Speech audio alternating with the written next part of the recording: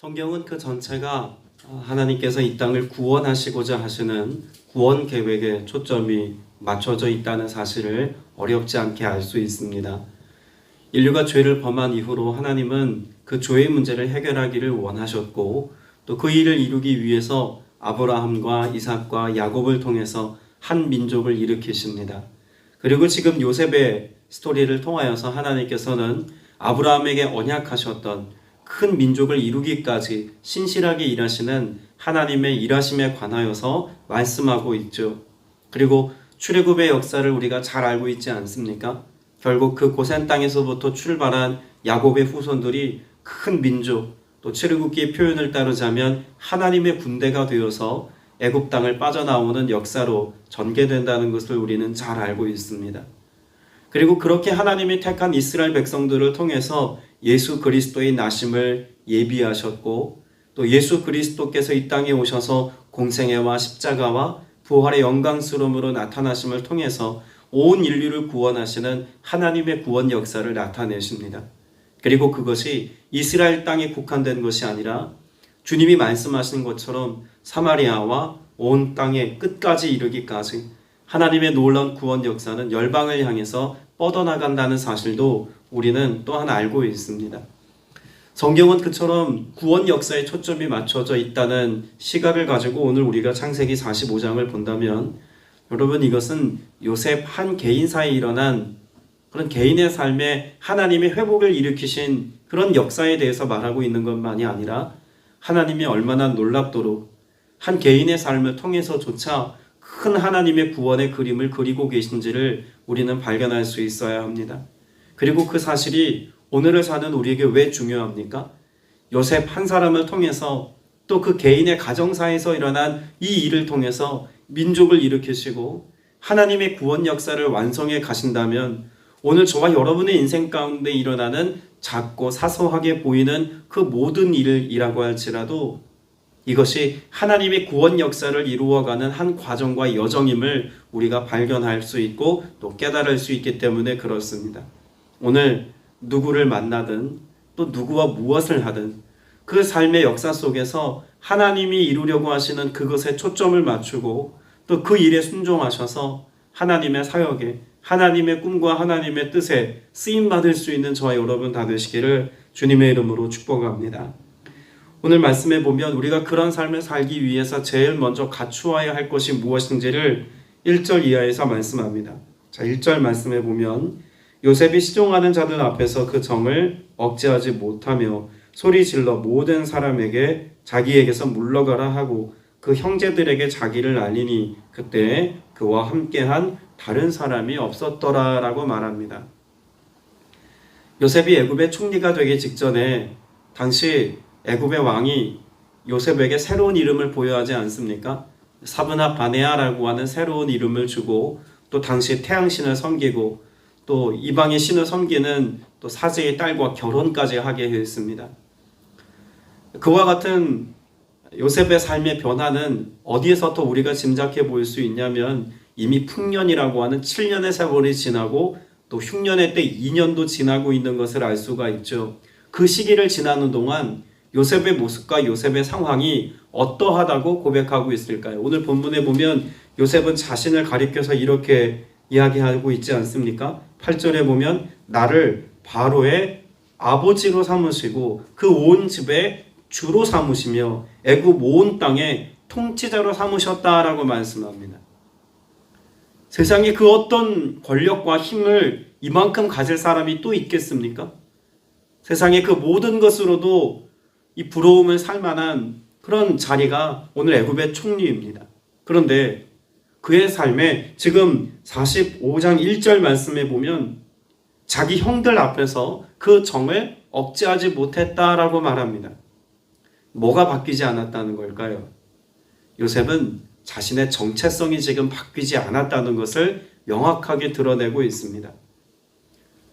사브나 바네아라는 새로운 이름과 이방 신을 섬기는 사제의 딸과 결혼하여서 한 가정을 이루고 애굽의 총리가 되어서 그것도 바로 왕의 아버지와 같은 역할을 감당하고 온 땅의 주의 역할을 감당하고 있음에도 불구하고 그는 그와 같은 상황과 세상이 주는 것으로 인하여서 변하지 않았다는 것입니다. 도리어 그에게 상처가 되었고 그에게 힘겨움을 안겨다 준 그런 언약 공동체이지만 여전히 그의 마음은 야곱의 아들로서 그 언약 공동체 안에 늘 마음이 있다는 것을 이 1절 말씀이 잘 보여주고 있는 것이죠. 오늘 저와 여러분도 어떤 이름을 새롭게 부여받았습니까? 그리스도인이라는 새로운 이름을 부여받았습니다. 세상에 속한 자로 살아가던 우리가 예수 그리스도를 주로 믿는 믿음의 고백 안에서 그리스도인이라고 하는 정체성을 가지고 살게 되었습니다. 그런데 세상에 속하여 살아가는 우리의 삶은 끊임없이 다른 이름들을 요구받지 않습니까? 명예와 부와 권력과 힘과 세상의 논리를 따라서 세상이 불러주는 어떤 이름에 우리의 정체성을 안정감 있게 살아보려고 애를 쓰는 것이 대부분의 사람들의 모습입니다. 그러나 우리가 잊지 말아야 될 것은 우리가 하나님의 자녀로 그리스도인으로 새롭게 태어났다는 사실입니다. 그래서 우리 그리스도인들의 삶을 시작하는 시점에 우리가 중생했다, 거듭났다라고 하는 것이 우리의 정체성이 예수 그리스도로 말미암아 설명될 수 있는 존재라고 하는 사실을 명확하게 말씀해 주는 것 아닙니까? 그런데 교회는 다니지만 신앙생활은 하지만 세상에 속하여서 빛과 소금의 역할을 감당하기보다 세상에서는 그저 세상에 속한 자로, 교회에서는 교회에 속한 자로 그렇게 이중적인 우리의 삶을 살고 있는 이들의 모습을 주변의 소리는 어렵지 않게 볼 수 있습니다. 오늘 여러분의 정체성이 하나님 안에서 오직 예수 그리스도로만 설명되어지는 삶을 살아가는 저와 여러분의 삶의 모습 되시기를 주님의 이름으로 축복합니다. 그와 같은 요셉의 정체성이 있었기 때문에 요셉은 애굽 사람들을 다 물려보내고 형들과의 만남 속에서 진정한 자기 삶의 정서를 드러내죠. 자, 3절 말씀에 보면 요셉이 비로소 자신의 삶을 이렇게 고백합니다. 요셉이 그 형들에게 이르되 나는 요셉이라. 여러분, 성경에서 가장 극적인 장면이 있다면 예수 그리스도의 부활 사건을 제외하고 이보다 더 극적인 사건이 또 있을까 싶을 만큼 한 개인의 평범한 일상 속에서 보여줄 수 있는 가장 극적이고 가장 반전을 일으킨 장면이 이 45장 3절의 말씀이라고 생각됩니다. 요셉은 이 고백을 하기까지 얼마나 많은 시간이 걸렸을까요? 17살에 종으로 팔려와서 지금 40대 후반, 적어도 38, 39이 된 요셉의 지금의 삶 가운데 늘 억눌린 고백은 사브낙 바네아로 살아왔던 그 삶도 다 배제하고 요셉이라는 자신의 이름을, 그것을 알아주는 사람들 앞에서 고백하고 함께 나누기를 소망했던 마음이 그 마음 가운데 있었음을 분명히 알 수가 있는 것이죠. 그리고 요셉은 자신의 이름을 밝히는 이 과정에서 드디어 내 아버지라고 고백합니다. 이전 45장 이전에서는 당신들의 아버지라고 불렀던 그 야곱을 드디어 내 아버지라고 고백하고 표현하기 시작합니다. 내가 있어야 할 곳, 내가 만나야 할 사람, 내가 함께할 사람들과 있음을 통해서 내가 누구인지가 표현되어지고 내가 사랑하는 대상들에 대하여서 비로소 사랑의 고백을 고백할 수 있는 기쁨이 지금 요셉의 삶에 드리워진 것이죠. 사실 형들의 입장에서 보자면요, 형들의 마음은 지금 어떤 마음일까요? 형들의 마음을 잘 대변해주고 있는 것이 요셉의 고백입니다. 5절 말씀에 보면 당신들이 나를 이곳에 팔았다고 해서 근심하지 마소서, 한탄하지 마소서. 여러분이 요셉의 모습과 비견되어지는 형제들의 모습은 오늘 우리의 모습을 닮았다라고 말할 수 있을 겁니다. 우리는 세상 가운데서 늘 무엇하며 사냐면 우리가 저지른 과오에 대하여서 후회하거나 혹은 절망하거나 혹은 낙담하거나 우리의 삶에 그 실패한 것들이 드러남을 통해서 끊임없이 자기 반성보다는 왜 그랬을까라고 하는 과거의 일에 대한 집착을 가지고 살아가는 분들을 주변에서 더 많이 봅니다. 우리의 삶의 모습이 그렇다는 거예요. 그러나 하나님의 백성들, 그 삶의 중심에 하나님이 있는 사람의 삶의 모습은 이 형들의 모습과 같이 않아야 함을 반대로 우리에게 시사하는 바 아니겠습니까? 자, 요셉이 그러면 이런 남다른 삶을 살 수 있었던 이유에 관해서 오늘 성경은 우리에게 무엇을 말씀해 주고 있을까요? 그렇게 형들에 대해서 반드시 목숨값을 요구하는 것으로서 안갚음할 수 있는 상황임에도 불구하고 그렇지 않음을 선택한 이유는 8절의 말씀 때문입니다. 그런즉 나를 이리로 보낸 이는 당신들이 아니오 하나님이시라. 오늘 저와 여러분의 삶에 일어난 모든 일들을 하나님의 관점에서 해석하고 바라볼 수 있다면 오늘 그 어떤 상황과 형편에서도 감사할 수 있습니다. 기뻐할 수 있습니다. 만족할 수 있습니다. 이것이 하나님께서 우리에게 베푸신 은혜라는 것입니다. 내 시선으로 보면 안 갚음해야 되고 원수 갚아야 되고 또 그럴 만한 힘과 능력이 있는 지금의 시점에서 당연히 그것을 선택해야 옳은 것 같지만 하나님의 시각을 가지고 하나님의 관점으로 나를 보고 세상을 해석하는 사람은 결코 그렇게 살지 않는다는 겁니다. 반대로 형들의 모습처럼 두려움과 한탄과 후회함을 가지고 살아가는 것도 아닙니다. 자신의 삶이 하나님의 목적과 하나님의 계획에 맞게 무엇 해야 되는지를 바르게 알고 삽니다. 말씀에 보면은요, 10절 말씀에 요셉이 그 아버지를 고센 땅으로 초청하는 장면이 있습니다. 아버지 아들들과 아버지의 손자들과 아버지의 양과 소와 모든 소유가 고센 땅에 머물며 나와 가깝게 하셔서. 자, 무엇을 준비했습니까? 고센 땅을 준비했습니다. 그러나 아무리 애굽의 총리라고 할지라도요, 이것이 바로라고 하는 왕의 결재가 없으면 되어질 수 없는 일입니다. 그런데 고센 땅이라고 하는 이 땅에 관해서 명확하게 지목해서 아버지와 형제들이 이주할 것을 요청하고 있는 것을 보면 이미 요셉의 마음 가운데는 용서와 회복이 일어나서 그 아버지와 형제들을 이 땅에 이주시킬 것에 대한 무엇이 있었다는 겁니까?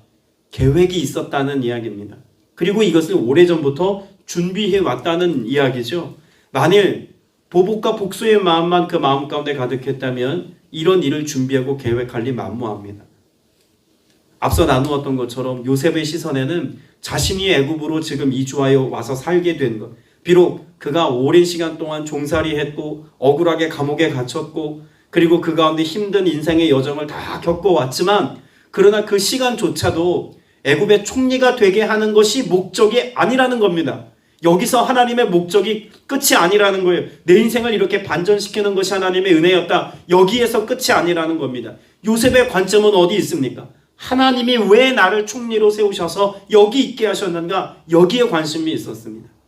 그래서 그는 그의 가족과 그의 민족이 이곳에 와 아브라함의 때부터 언약을 계획하시고 말씀하셨던 이것이 성취되는 일에 쓰임 받습니다.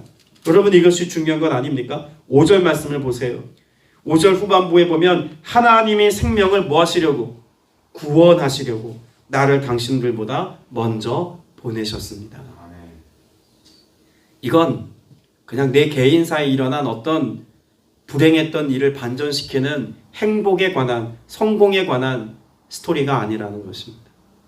하나님이 나와 내 가족을 구원하시기 위한 하나님의 구원 역사를 이루는 과정이라는 것이죠.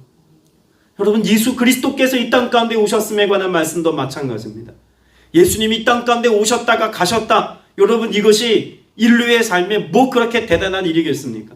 그러나 우리가 그것을 대단한 일로 여길 수밖에 없는 일은 예수 그리스도의 오심을 통해서 이루신 그 일이 우리의 죄의 문제를 종결짓는 구원 역사였고 그것을 믿는 모든 이들에게 구원이 임하는 하나님의 구원 스토리라고 하는 것이 우리의 삶의 은혜요, 소망이요, 기쁨의 근거가 되는 것입니다.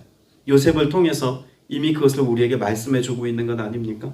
요셉이 그리는 구원은요, 오늘 그런 개인의 삶에 일어난 구원에 그치지 않습니다. 분명 5절 말씀에 보면 하나님이 생명을 구원하시려고 라고 말씀하셨는데 뒤에 보면 큰 구원이라고 다시금 구원에 관하여서 말씀하는 장면이 있습니다. 하나님이 이루시는 그 큰 구원을 요셉은 이미 오래전부터 바라보고 있었다는 거죠. 7절 말씀에 보면 하나님이 큰 구원으로 당신들의 생명을 보존하고 당신들의 후손을 세상에 두시려고 나를 당신들보다 먼저 보내셨습니다.